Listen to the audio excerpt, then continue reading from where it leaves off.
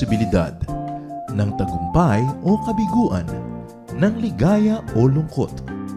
Kaya marapat lamang natanggapin si Jesus bilang tagapagligtas at Panginoon. At matapos yun ay panariwain ang katapatan at paglapit sa Kanya bawat araw o day by day.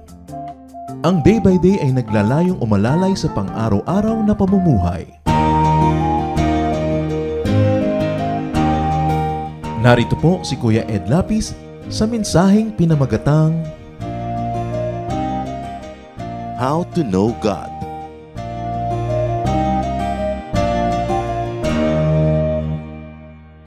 Is it really possible to know God? Napakataas bang ambisyon o reachable dream to know God? For mere mortals like us, mga taong likha lang niya, how can a mere creation really know the Creator?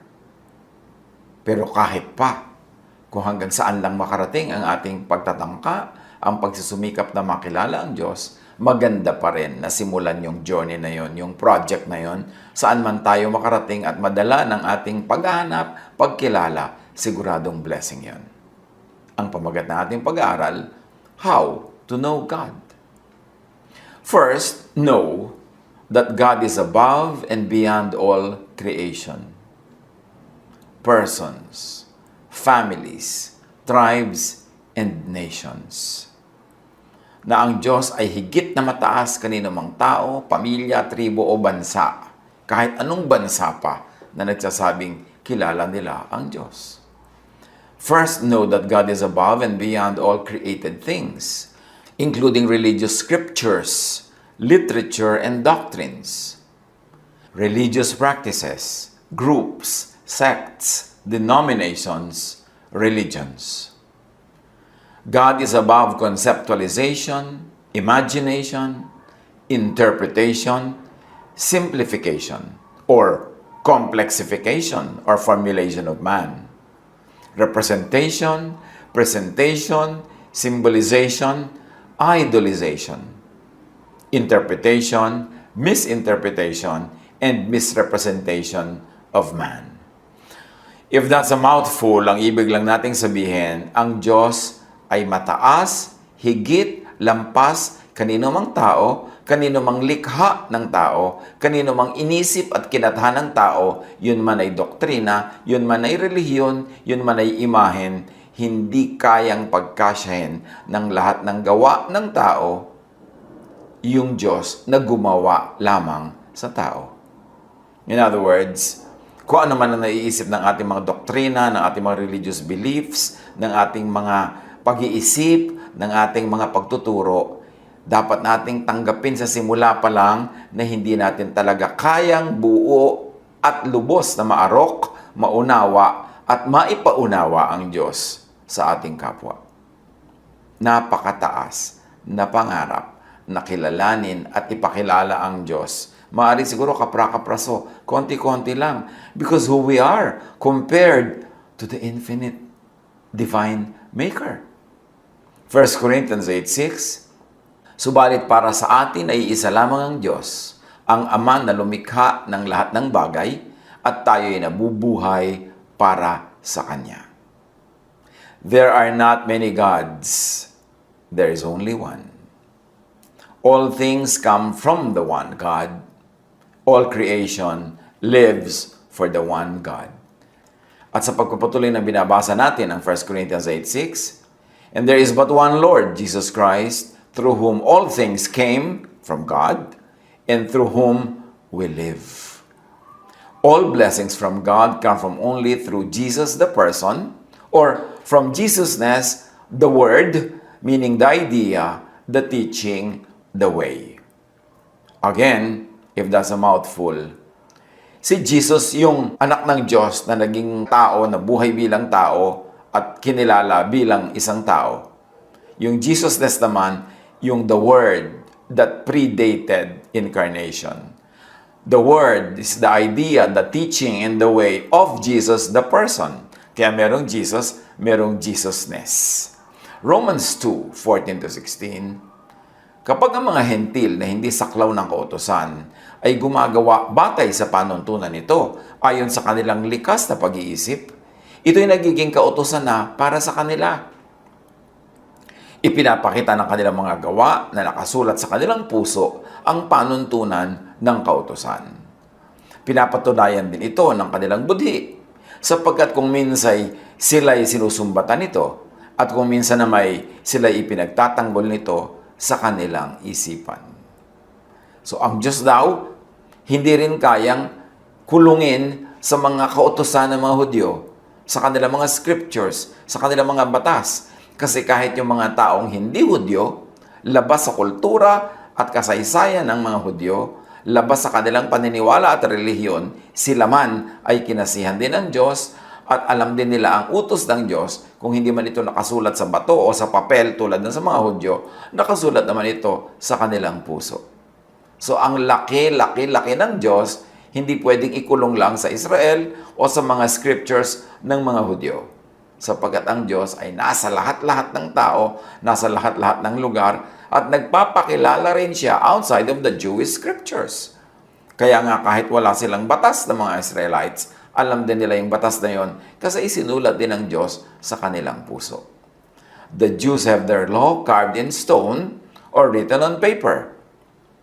Meanwhile, all non-Jews, the so-called Gentiles, all other peoples have the law from one and the same God written in their minds and on their hearts.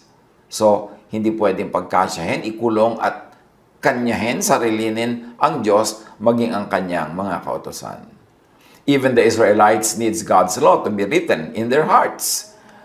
Meron na nga silang nakasulat sa bato, meron na silang nakasulat sa papel, pero kailangang sila man, kauna-unahan, dahil mahilig sila sa batas, sila man ay sulatan ng batas sa kanilang mga puso.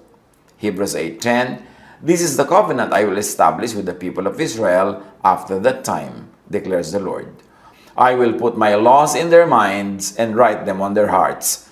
So, ibig sabihin lang dito, sa kabila ng dami-daming nakauka sa bato nilang mga batas at dinami-raming nakasulat sa papel at sinaulo nila at kinakanta nila, kailangan pa rin isulat ng Diyos sa kanilang isip at puso ang kanyang mga tunay na utos. To be written in their hearts, not in stone, not on paper. At sabi pa ng Diyos, I will be their God, and if I may add, not their law. And they will be my people, if I may add, not the people of the Pharisees. So, kahit na pa nga, napaka-religyoso ng Israel, hindi pa rin sapat ang alam nila. Hindi pa rin sapat ang mga kasulatan nila. Kailangan pa rin isulat sa kanilang puso at isip yung mga nakakaligtaan nila. At ito rin yung isusulat sa mga puso at isip ng mga taong outside of Israel na walang mga Jewish scriptures. Ganon kalaki ang Diyos, hindi pwedeng solohin o pagkasyahin sa isang relihiyon.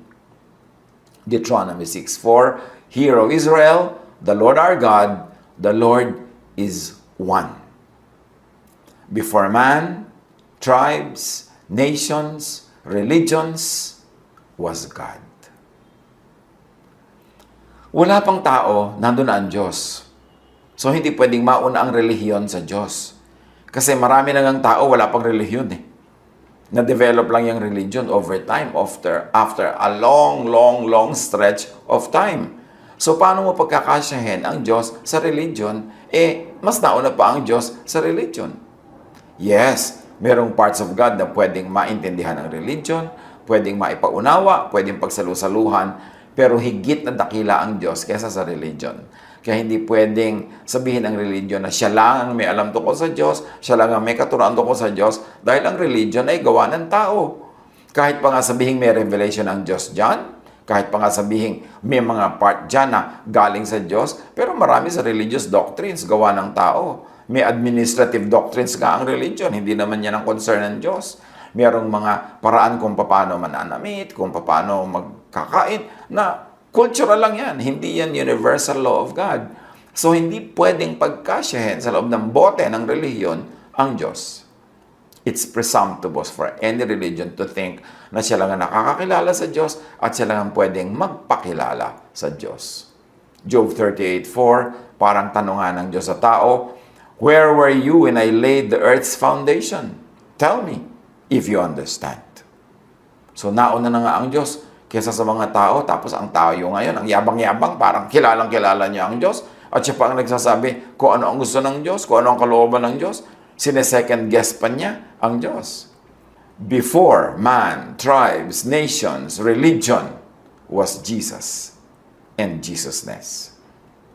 Ang pinagkaiba ng Jesus at Jesusness, si Jesus yung Jesusness na naging tao, idea na naging tao, word that became flesh, word that was incarnated as man. Siya yung Jesus. Pero yung na-incarnate na idea in Jesus, yun yung Jesusness. Bagamat yung pangalan Jesus, syempre, huli yun. Nauna yung idea ng word, which we call Jesusness, as back projection of the name of Jesus. Pero kung chronologically, syempre, nauna yung word, nauna yung Jesusness, kesa doon sa Jesus. Pero binaback pedal nga natin yung pangalan para lang for reference. So, ang Jesus, yung tao, Jesusness, yung ideya ng tao, na yun, yung katuruan niya, yung essence niya, yun yung Jesusness. Kaya, wala pa yung Jesus na tao, nandun na yung Jesusness. Because in the beginning was the Word. If you're going to equate it with Jesusness, the idea that Jesus stood for, and lived again for. In the beginning was the Word, and the Word was with God, and the Word was God. So the Word, Jesusness, was there in the beginning before the person, Jesus. Colossians 1:17, He is before all things, and in Him all things hold together. Nauna na si Jesus sa lahat, at siya ang humahawak, naglalakip-lakip sa lahat para umandar ang creation. Colossians 1:16, For in Him all things were created, things in heaven and on earth, visible and invisible, whether thrones or powers or rulers or authorities. All things have been created through Him and for Him. How else do you know God? Know God through some teachings of religion? Yes, why not? But know God in spite of and beyond, outside the oversimplification, domestication, tailor-suiting, franchising, owning, and self-appropriation of religions. Another mouthful. Pasensya na kayo kasi ganyan talaga ang style ng inyong tito. Pero ang ibig lang nating sabihin, yes, may mapapala ka sa religion, makikilala mo ang Diyos dyan. Pero kilalanin mo rin ang Diyos sa labas ng religion, sa labas ng religious dogma, sa labas ng mga religious limitations. Kasi nga ang religion as an institution ay man-made. So sa kabila ng mga pag-oversimplify ng religion, yung sobrang nilang pag-humanize sa Diyos, pag-anthropomorphize sa Diyos, at pag-aangkin, pag-aari sa Diyos na parang sila lang may-ari sa Diyos, sa kabila nun, kilalanin mo pa rin ang Diyos. In other words, know God in and through religion, but know also God outside of the religious fences. Kasi religion can also limit your way of thinking. Kasi meron silang paraan ng pag-iisip at yung lahat ng labas doon ay ayaw na nila. Pero ang Diyos ay napakalaki. Paano mo pagkakasyahin sa loob lang ng kanilang bakuran? Acts 17:22-24. Tumayo si Pablo sa harap ng kapulungan ng Areopago at nagsalita, Mga taga-Atenas, napapansin kong kayo'y lubos na napakarelihiyoso sa maraming bagay. Sapagkat sa paglalakad-lakad ko sa lungsod at pagmamasid-masid sa inyong mga sinasamba, nakakita ako ng isang dambana na may nakasulat, Sa Diyos na hindi nakikilala. Ang Diyos na inyong sinasamba, kahit hindi nyo nakikilala, ay siya kong ipapahayag sa inyo. Siya ang gumawa ng sanlibutan at lahat ng naririto. Siya ang Panginoon ng langit at ng lupa. Hindi siya nananahan sa mga templong ginawa ng tao. Malinaw ang sinabi ni Pablo, hindi daw nananahan ang Diyos sa templong ginawa ng tao. At ang templong yun ay maaring templong bato, building, o templong idea, an idea, a mind construct, an intellectual construct, a theology. Hindi rin pwedeng manahan ng Diyos at makulong sa loob lamang ng isang theology or theologizing, sa loob ng isang teorya, sa loob ng isang philosophy. Kasi hindi siya pwedeng manahan sa anumang likha ng tao, whether that likha is a material likha or an ideal, a mind construct, an intellectual creation.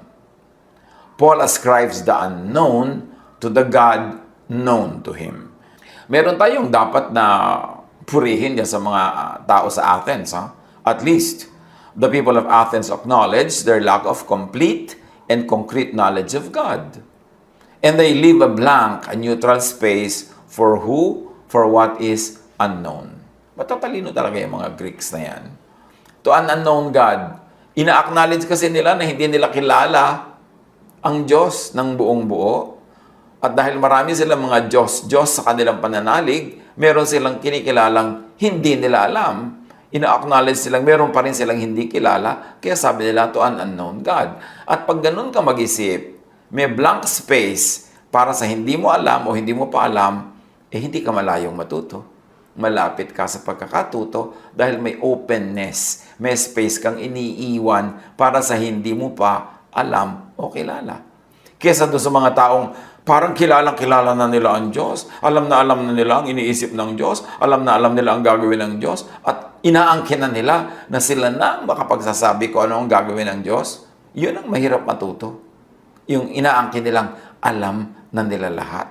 Punong-puno na yung utak nila ng kanilang alam, wala nang space para sa hindi pa nila alam at dapat malaman pa lang.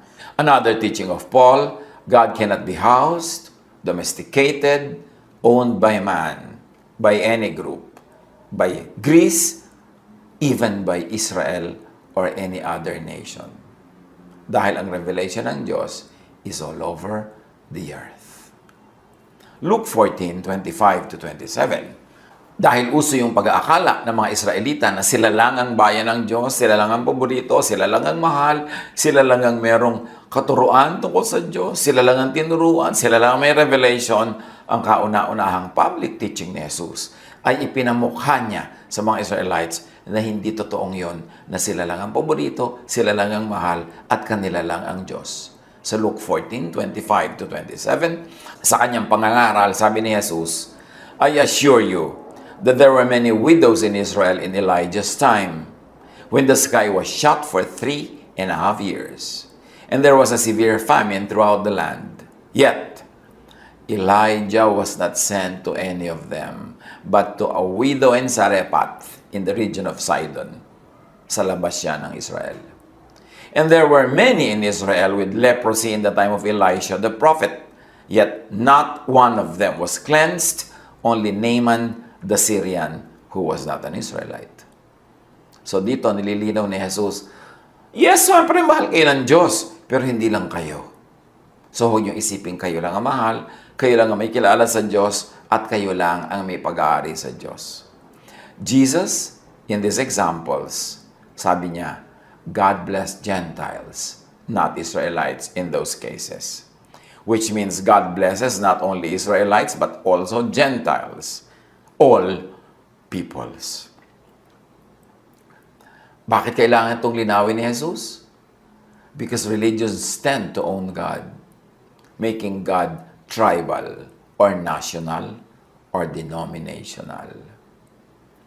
A God that belongs only to one tribe or to one nation or to one denomination cannot be the God of all. Cannot be the God of the universe. Cannot be the God of all creation. Kasi local lang siya. Kaya yung pag-aangkin sa Diyos, sa parang sa iyo lang yan, sa group lang namin, sa church lang namin, sa nation lang namin, dinidiminish ang Diyos. Which is wrong. Because God is above all. God is in all, and everything belongs to God. Acts 10:28, sinabi niya, alam naman ninyo na bawal sa isang Hudyo ang makihalubilo o dumalaw sa isang hindi Hudyo. Nakapremise yan sa dating paniniwala nilang atin lang ang Diyos, hindi tayo pwedeng makihalubilo sa iba. Subalit ipinakita sa akin ng Diyos na wala akong dapat ituring na marumi at di karapat dapat pakitunguhan. So sabi ni Pedro, ipinakita sa akin ng Diyos na yes, ang Diyos ay para sa lahat, hindi lang para sa atin, at hindi sila marumi at tayo walang malinis, yan ay mga guni-guni lang natin. At sinasabi niya, in other words, ang lahat ay mahal ng Diyos. Ang Diyos ay Diyos ng lahat, Hindi lang ng Israel, hindi lang ng isang bayan, ng isang tribo, isang pamilya, ng isang relihiyon, ng isang denomination, ng isang sekta. Hindi pwedeng kulungin ng Diyos sa ganung kaliliit na lalagyan. Acts 26:9, akala ko rin nung una ay dapat kong gawin ang lahat ng aking magagawa laban sa pangalan ni Jesus na taga Nazareth. Because Jesus or Jesusness opposes our laws and traditions. Kung itutuloy ang kanyang gustong sabihin. Ephesians 2:15, Christ gave His own body to destroy the law of Moses with all its rules and commands. Bakit? Kasi yung mga rules and commands na yun, nagkukulong sa tao at nagkukulong din sa Diyos na parang nandun lang ang kabanalan ng Diyos sa mga laws ni Moses, nandun lang ang tamang daan para pumunta sa Diyos, nandun lang ang katotohanan, kaya Christ destroyed the law. Christ reinterpreted the law and made it loving because the interpretation of the Jews of the law is not loving. Kaya pagka sinasabi nating binipilit na, paano naman i-destroy ni Jesus ang law? Sabi niya, I came to fulfill all the law. Not one dot, not one iota will be removed until everything is accomplished. Yes, Jesus fulfilled the law, but He fulfilled it in a loving way, the way of God through Jesus.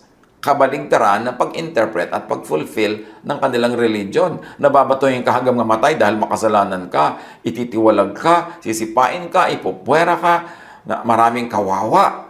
At hindi yun ang interpretation, ang fulfillment ng law na gusto ng Diyos. Kaya ipinadala niya si Jesus para ibahin yung fulfillment. So pag sinabi ni Jesus that I came to fulfill the law, it doesn't mean He will fulfill it in the usual way that the Jews were fulfilling it. Dahil magkabaligtad ang kanilang method, magkabaligtad ang kanilang approach. Bakit kailangan linawin ang mga ganito sa pagkilala sa Diyos? Because religions tend to own God, making God tribal or national or denominational. A God who is tribal, partisan, political, denominational is a God of only a select few. So insulto sa Diyos yun kasi siya ay Diyos ng lahat, lumikha sa lahat. Sa palagay nyo, pag may dalawang team ng basketball na naglalaban, pareho nagpe-pray sila na papanalunin ng Diyos yung isa. Talaga bang sasali ang Diyos from heaven at pipili ng manok niya para niya papanalunin? Napaka-limited naman ng Diyos na yon. Diyos na lang siya na isang team. Pagka ba may beauty contest ang buong daigdig at ipagpe-pray mong manalo yung kandidata ng bayan mo, talagang papapanalunin ng Diyos yun para sa bayan mo. Di, ikaw lang ang kanyang bayan. Nalimit ang kanyang universal holiness and divinity and godness. Pagka ba may nagbabakbakan, may pipiliin talaga ang Diyos na papanalunin, di naging partisan na siya. Ganun ang ginagawa kasi natin sa Diyos. Pinapaliit natin yung scope ng kanyang pagka-Diyos na meron siyang kakampihan, meron siyang papapanalunin. Kaya giyera pa yan pinapaliit natin ang Diyos pag ginagawa natin ang ganung mga bagay. Sabi sa Galatians 3:8, Scriptures foresaw that God would justify the Gentiles by faith and announce the gospel in advance to Abraham. All nations will be blessed through you. At ano ang dala ni Abraham? Faith. It was not through Moses na ang dala ni Moses ay law. Dapat malinaw yan.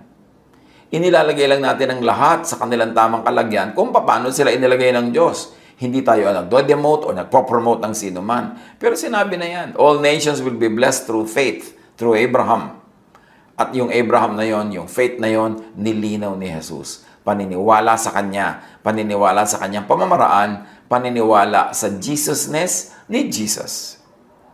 Romans 4:13, ipinangako ng Diyos kay Abraham at sa kanyang magiging lahi na mamanahin nila ang buong mundo. Hindi dahil sa pagsunod niya sa kautusan, kundi dahil sa siya itinuring na matuwid sa pamamagitan ng kanyang pananampalataya sa Diyos. Remember, nauna si Abraham kay Moses. Wala pang law nung panahon ni Abraham at wala pang Israel. Si Abraham was the father of all nations, not only of Israel. Kaya lang inangkin siya ng Israel na parang Israel lang ang anak ni Abraham samantalang siya ay father of all nations. Again, pinaliit nila yung application at sinolo nila inangkin ang Diyos. A God who takes sides in human conflicts based on reason other than universal righteousness could be no more than an appropriated, exploited God. Claimed, owned, and used by a tribe or a nation for self-preservation, self-promotion, and self-gratification. Another mouthful. Ang Diyos na kumakampi sa pagkakampi-kampihan ng mga tao, hindi pwede maging universal God. Liba dala ang pagkampi niya ay dahil sa universal concept of righteousness. Pero kung may iba pang dahilan, political, racial, sectarian, religious, ina-exploit na nila yung Diyos niyan. Inaangkin, sinasarili ng isang tao, isang bayan, isang grupo para sa kanilang pansariling kapakanan. Galatians 5:6, For in Christ Jesus neither circumcision nor uncircumcision has any value. The only thing that counts is faith, expressing itself through love. So those are the big words. Circumcision for the law, sabi gano'n, hindi yan ang tunay na mahalaga, kundi faith and love. And that is what Jesusness is all about. As compared to Mosesness, law, and circumcision, which is also equal to Phariseeism. Jeremiah 31:33. Ganito ang gagawin kong kasunduan sa bayan ng Israel pagdating ng panahon. Itatanim ko sa kanilang kalooban ng aking kautusan. In other words, wala pa sa kalooban nila. Isusulat ko ito sa kanilang mga puso. In other words, hindi pa nakasulat sa kanila, sa bato lang at sa papel. Ako ang kanilang magiging Diyos at sila ang aking magiging bayan. Doon sa panahon na yon na sinasabi ito, gagawin at mangyayari pa lang. Hindi pa yon ang katotohanan. A God used by one tribe against another could not be the true universal God who is the creator and God of all. A God used by one tribe against another could at best is only local or tribal. Just an invention or a reinvention of a tribe that serves only its own interest. Only a manufactured God. Only an idol. At hindi yon ang Diyos. Ang Diyos ay lampas doon, higit doon, kaya hindi siya dapat kulungin sa mga ganon. Matthew 21:43. Therefore I tell you that the kingdom of God will be taken away from you and given to a people who will produce its fruit. Tatanggalin daw ang kingdom of God sa mga Israelites na nagsasabing kanilang kingdom of God, kundi ibibigay sa iba na mamumunga ng pag-ibig, ng pagmamahalan, ng kapayapaan at kapahingahan. John 14:21. Whoever has my commands, and if I may add to love, kasi yun ang command niya, and keeps them is the one who loves me. The one who loves me will be loved by my Father, and I too will love them and show myself to them. So how do you know God? Know God through creation as it best mirrors a more believable and understandable image of the Creator. Yung mga laws of religion, marami yan gawa ng tao. Pero ang laws of nature, Diyos talaga ang may gawa, hindi pwedeng imbentuhin ang tao. Kaya, isang napakabisa at magandang paraan ng pagkilala sa Diyos through the laws of nature, through the nature that God created. Nandun naka-imprint ang pag-iisip, ang pagka-Diyos ng Diyos. Romans 1:20, For since the creation of the world, God's invisible qualities, His eternal power and divine nature had been clearly seen, being understood from what has been made, from nature, from the laws of nature, so that people are without excuse. So gusto mo talaga makilala ang Diyos? Yes, some of the ways could be through the religious ways, but there is a great way, the natural way, because God is the law and author of nature. Psalm 19, 1-4. The heavens declare the glory of God. The skies proclaim the work of His hands. Day after day, they pour forth speech. Night after night, they reveal knowledge. They have no speech. They use no words. No sound is heard from them, yet their voice goes out into all the earth, their words to the ends of the world. Ang mensahe daw ng kalikasan, ng langit, ng mga bagay-bagay na nilikha ng Diyos ay nagsasalita, nagtuturo, hanggang sa kaduluduluhan ng daigdig. This is God's revelation through nature. Know God through nature, through natural law, through science. Know God also through religious belief. But first know God through God's creation and creative genius, outside of religious dogma. Psalm 104:24. How many are your works, Lord? In wisdom you made them all. The earth is full of your creatures. Marami tayong matututunan. Tingnan lang natin ang kapaligiran. Job 38:31-33. Can you bind the chains of the Pleiades? Can you loosen Orion's belt, yung mga heavenly bodies? Can you bring forth the constellations in their seasons, or lead out the bear with its cubs? Do you know the laws of the heavens? Can you set up God's dominion over the earth? The answer is no. Hindi kaya ng taong gawin yung ginawa ng Diyos. So makinig tayo at tingnan natin yung mga nilikha niya kasi nagpapahayag siya ng mensahe sa pamamagitan ng creation. Job 25:2, dominion and awe belong to God. He establishes order in the heights of heaven. And Amos 4:13, he who forms the mountains, who creates the wind, and who reveals his thoughts to mankind, who turns dawn to darkness and treads on the heights of the earth, the Lord God Almighty is his name. Yes, nakikilala ang Diyos through religion, pero lalo namang makikilala ang Diyos through science, through natural law. Kasi tiyak na tiyak tayo na siya ang may likha nun. Science could be God's last and most truthful prophet. Man cannot know and understand the Creator beyond the limits set by how man was designed. But still, man can know and understand the Creator in many and great ways. Marami pang natitirang paraan para makilala natin ang Diyos. Kaya lawakan ang isip, lawakan ang tanaw, buksan ang mata ang isip, buksan ang puso. Huwag ikulong sa dogma, huwag ikulong sa sobrang sentimentality, huwag ikulong sa pagiging very, very conservative. Maraming dapat malaman, kailangan bukas ang isip, open, dahil ang Diyos ay napakalaki. Ang dami pang natitirang dapat nating alamin.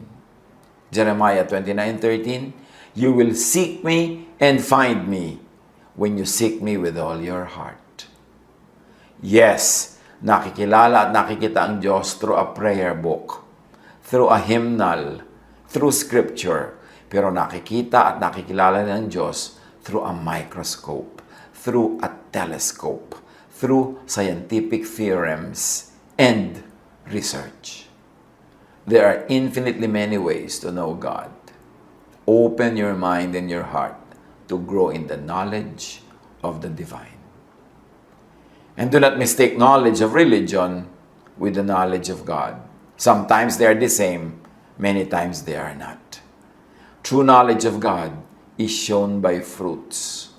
Matthew 7:16-23. Paano daw natin malalaman kung sino ang tunay na nakakakilala sa Diyos? Nakakaalam ng pamamaraan ng Diyos?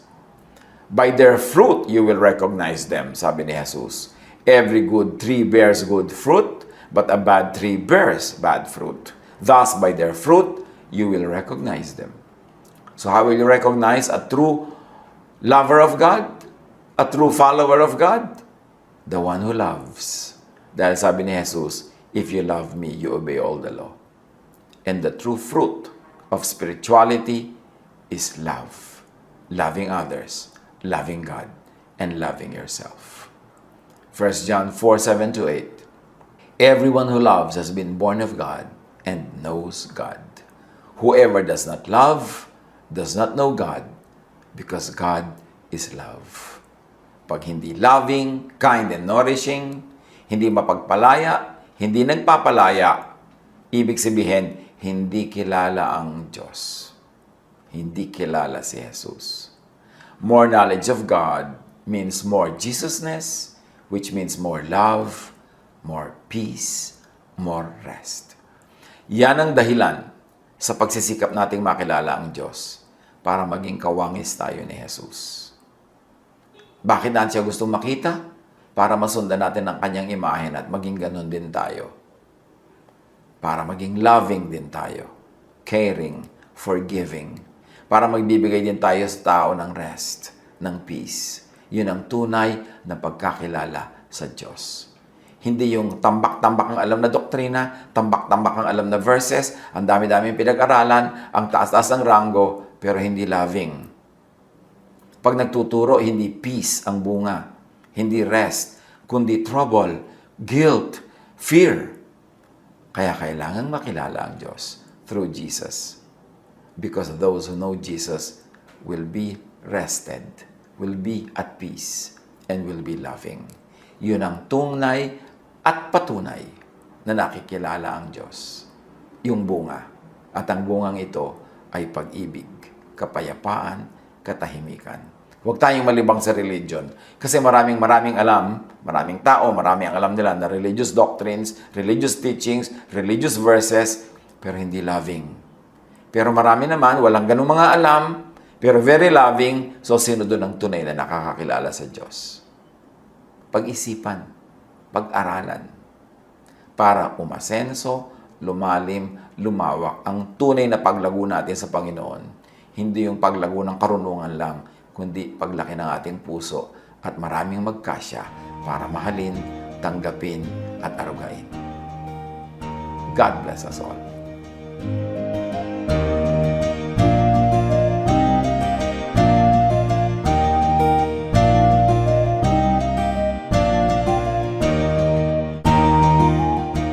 Ang katatapos pong mensahe ni Kuya Ed Lapid ay pinamagatang How to Know God.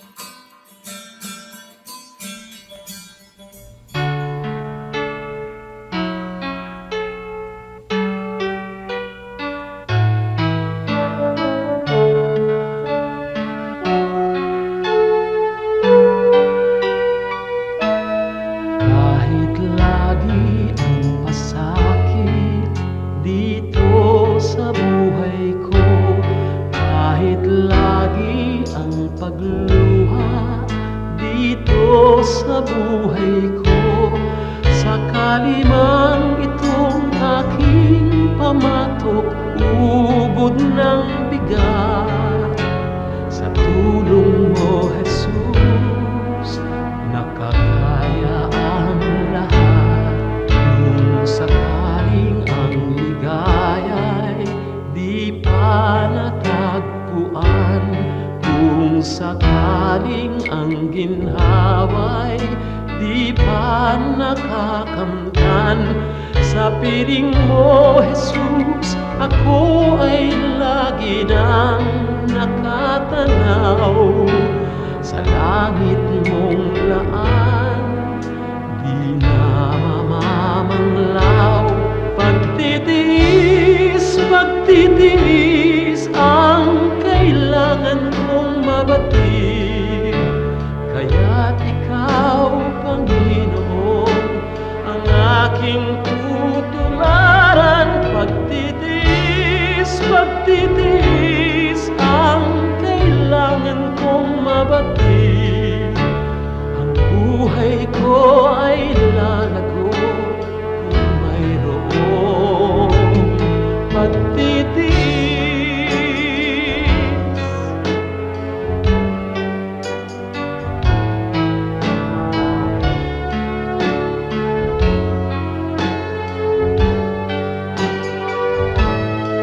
Kung sakaling ang ligaya'y di pa natagpuan, kung sakaling ang ginhawa'y di pa nakakamtan, sa piling mo, Jesus, ako ay lagi nang nakatanaw sa langit mong laan. Di na mamamanglaw, pagtitiis ang kailangan kong mabatid. Kaya't ikaw, Panginoon, ang aking tutularan. Pagtitiis ang kailangan kong mabatid. Espiritu ay lalago kung mayroong pagtitiis.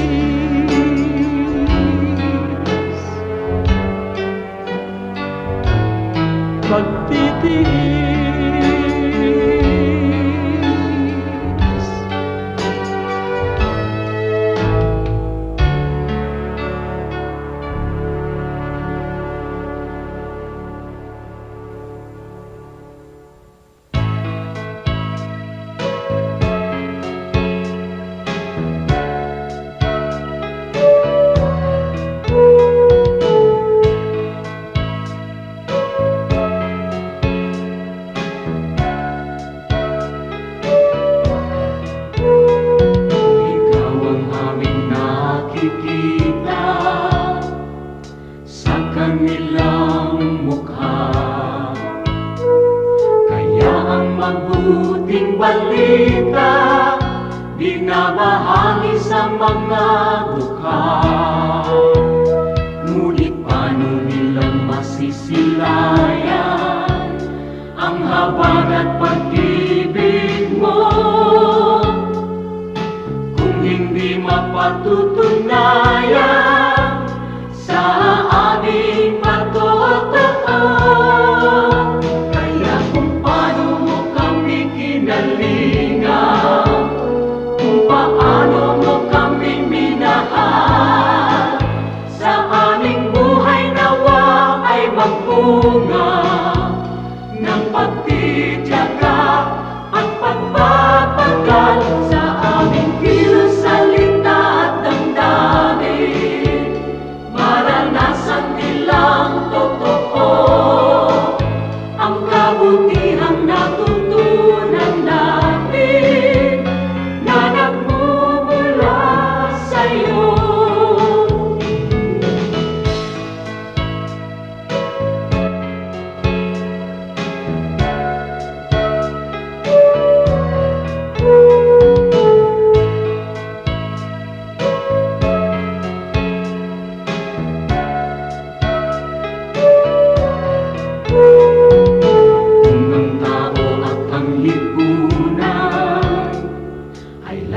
makasarili.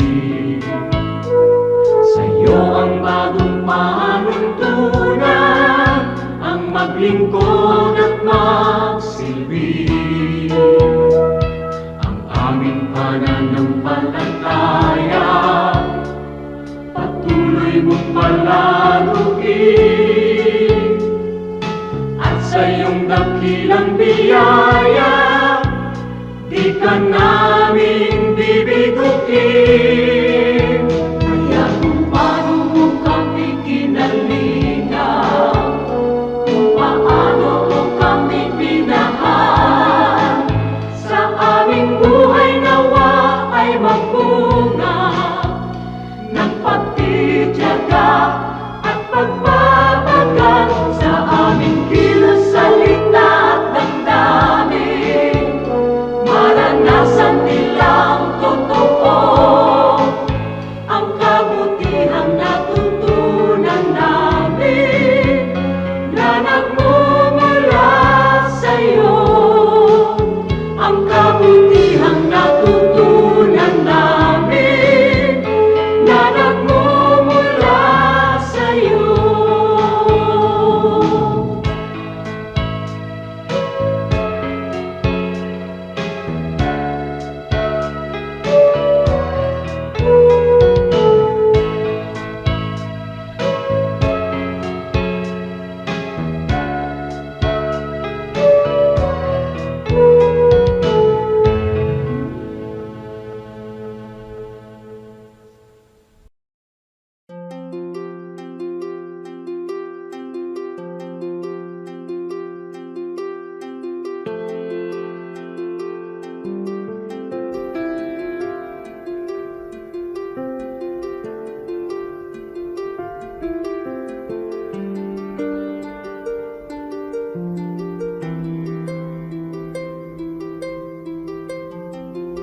Panginoon, ang sabi niyo sa akin, lumapit lang sa inyo. Ibig ko'y diringgin, pasanin ay aalisin. Lahat ng kabigatan ng isip at katawan, ilalagak ko na sa inyong kanlungan. Nais kong madama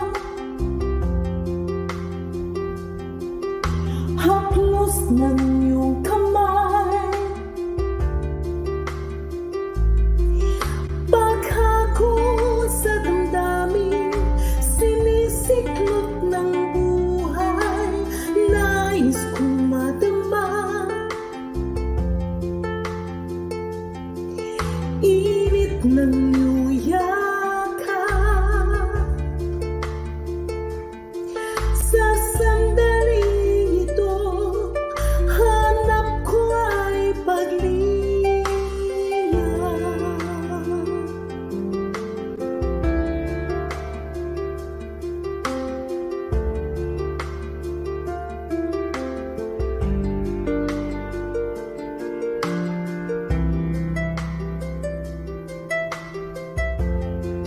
Panginoon, tinatanggap ko po ang inyong paanyaya.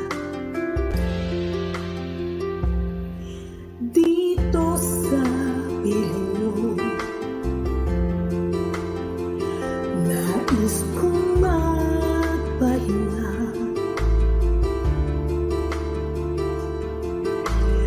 Ang pagod kong puso, naghahanap ng ligaya.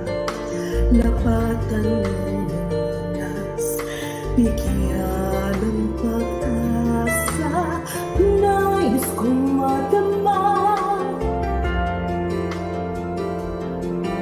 haplos ng iyong kamay. Paghakot sa damdamin, sinisiklot ng buhay.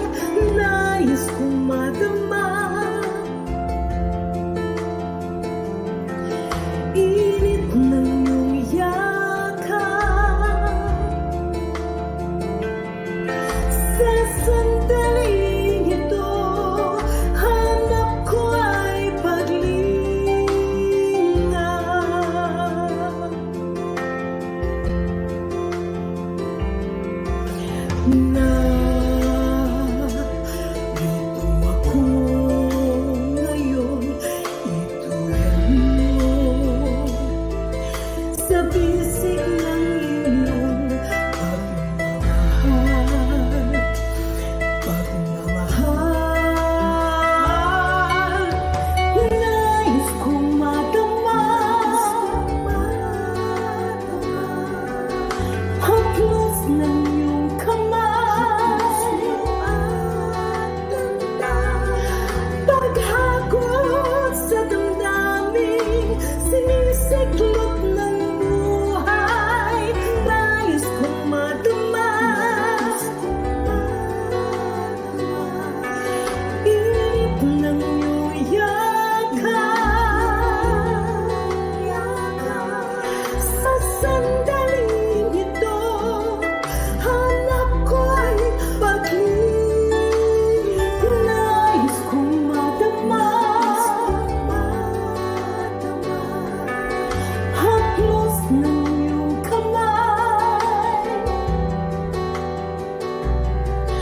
paghagod sa damdamin, sinisiklop ng buhay. Nais kong madama init ng iyong yakap. Sa sandaling ito, hanap ko ay paglinga.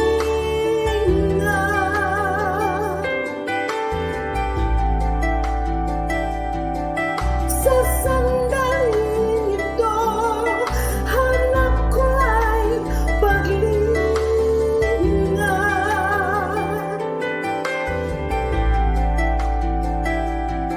Sa sandaling ito, hanap ko ay paglinga.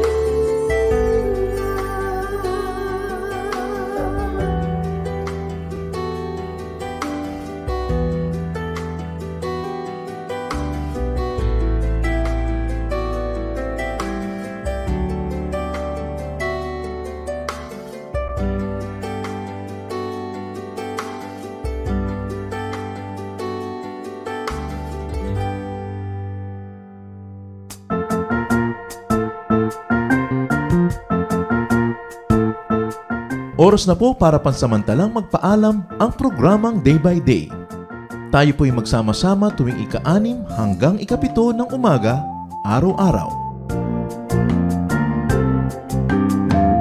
Magandang umaga po at mabuhay ang Panginoong Hesus!